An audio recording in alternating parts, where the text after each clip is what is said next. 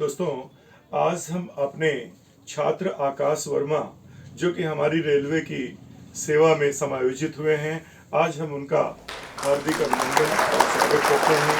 ये मेरा पूर्व छात्र आज इसने सौभाग्य दिया है कि रेलवे में नौकरी करने के उपरांत आज सर के पास कुछ अपने दो शब्दों का अनुभव प्रदान करेगा, जिससे कि और आगे आने वाले छात्र छात्राओं को थोड़ी प्रेरणा मिले। बैठ जाइए। आकाश जी, आकाश जी, रेलवे में नौकरी ज्वाइन करने के बाद आपको कैसा महसूस हुआ?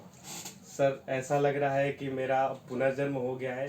जो बचपन से ख्वाहिशें थी वो सारी पूरी हो रही हैं। जो फाइनेंशियली एक तरीके से जो होता है, फाइनेंशियली भी मजबूत हो गए हैं, और मम्मी पापा का, जो बाकी लोगों का, भाई बहन का सारा सपना पूरा हो रहा है। जो सपोर्ट होता है वो सपोर्ट हम दे पा रहे हैं पूरा।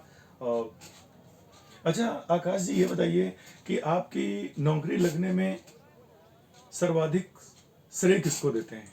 सर, सबसे पहले तो हम श्रेय अपने गुरुकुल सिविल संस्थान के सर डॉक्टर अनिल शुक्ला को देंगे, क्योंकि पढ़ाई तो आदमी 5-6 साल का जब बच्चा होता है तब से शुरू कर देता है, मगर जो असली पढ़ाई होती है, जो एक सरकारी नौकरी की तैयारी के लिए जो छात्र पढ़ते हैं, वो कक्षा 12 के जो पास होते हैं उसके बाद की जो एक प्रिपरेशन, जो तैयारी होती है, वो वहाँ से शुरू होती है। अगर उसके बाद अगर कोई अगर मार्गदर्शक यानी कि कोई अच्छा गुरु ना मिला, तो वहाँ पे छात्रों का भविष्य जो होता है वो थोड़ा डगमगा जाता है।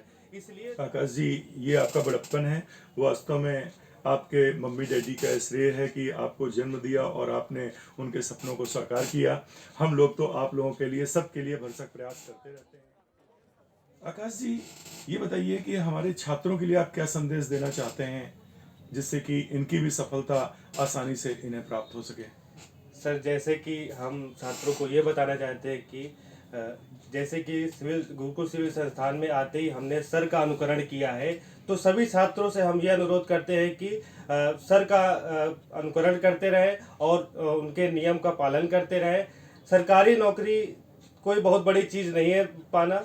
हमारे सर जैसे कहते हैं कि नियम का पालन करें और सरकारी नौकरी हमें ज़रूर मिलेगी। सरकारी नौकरी यानी निरंतरता ही सफलता की कुंजी है। जी सर। है ना, निरंतरता ही सफलता की कुंजी है।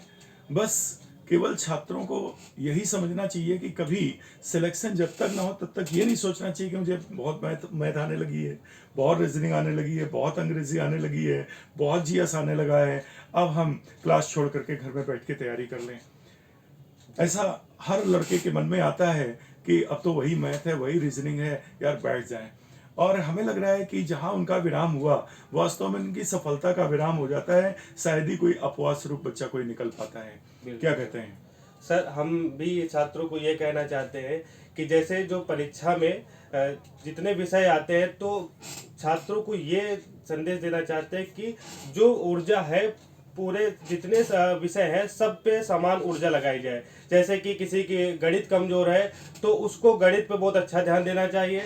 ऐसा नहीं है कि जो सामान्य ज्ञान है वो अगर आ रहा है उसको, तो सामान्य ज्ञान का विषय वो छोड़ दे। जो ऊर्जा है वो सब में बराबर देनी है, तभी हम सफलता को अपने पा सकते हैं, तभी सरकारी नौकरी को हम पा सकते हैं। यानी समय प्रबंधन, यानी सभी विषयों का प्रबंधन भी सही होना चाहिए। हमें सभी विषयों को ध्यान में रखना है, किसी चीज को इग्नोर करना ही नहीं है। अगर हम किसी एक को इग्नोर करते हैं तो मेरी सफलता का वही बाधक तत्व हो जाएगा। यानी आज ये आकाश हमारे बीच में है, इसने करीब 2.5 साल हमारे साथ पढ़ाई की है हमारे यहाँ, और 2.5 साल में अनवरत तरीके से, जैसा यूजुअल लोगों को दिक्कतें आती हैं, लोग भ्रमित होते हैं कि नौकरी मिलेगी कि नहीं मिलेगी, लेकिन इसके अंदर कभी ऐसा फीलिंग नहीं हुआ कि नौकरी नहीं लगेगी। एक तरफा अपना काम करता रहा, अपना पढ़ाई करता रहा, और आज हमारे बीच में, हमारे बगल में बैठा हुआ है और आप लोगों की प्रेरणा का स्रोत है। इसीलिए आप लोगों के समक्ष मैंने अपने इस छात्र को आप लोगों से अवगत कराने के लिए